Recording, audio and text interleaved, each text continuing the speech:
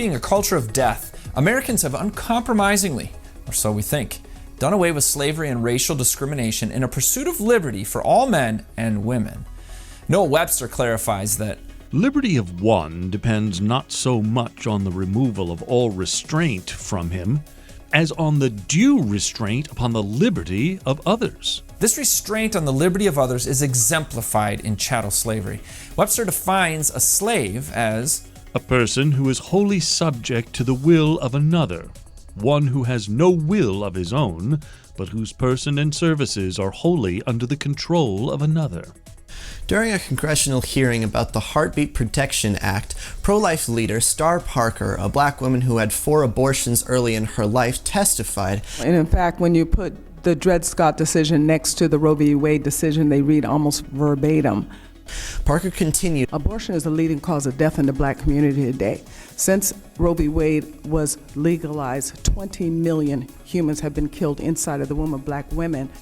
When Meet the Press host Chuck Todd queried if an unborn child's life is wholly under the control of the mother, former presidential candidate Dr. Ben Carson asserted, during slavery, and I know that's one of those words you're not supposed to say, but I'm saying it. During slavery, a lot of the slave owners thought that they had the right to do whatever they wanted to that slave, anything that they chose to do. And, what if the abolitionist had said, I don't believe in slavery. I think it's wrong. But you guys do whatever you want to do. Where would we be? Infant murder, as horrid as slavery and lynching, has become an unprecedented abomination in our country, taking roughly 4,000 lives a day. Wall Street journalist Jason Riley wrote the following. Prior to his run for president, civil rights advocate Jesse Jackson called abortion murder, and once told a black newspaper in Chicago, "We used to look for death from the man in the blue coat, and now it comes in a white coat." Tragically deceived by white establishment political parties, many leaders of black civil rights organizations today are joined at the hip with abortion rights proponents such as Planned Parenthood. The magnitude of the death toll on African Americans in these pro-choice clinics is nothing short of staggering. In 2014, black women were 13% of the female population, yet 36% of all abortions were black babies.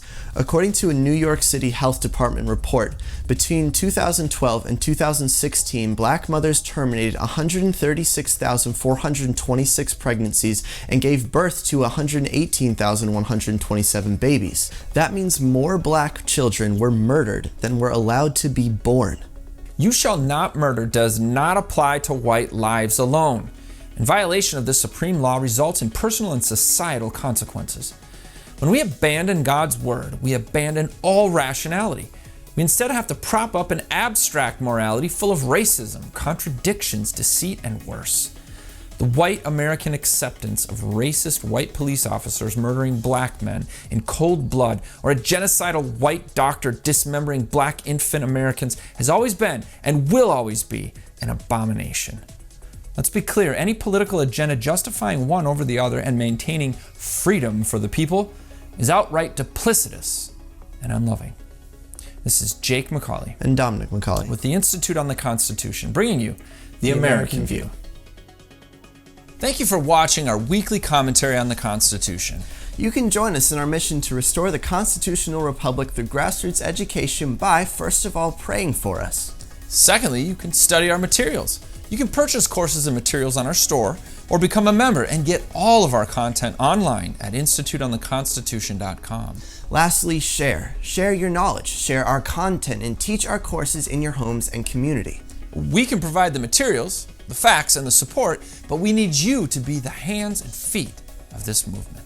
May God bless your efforts, and thank you.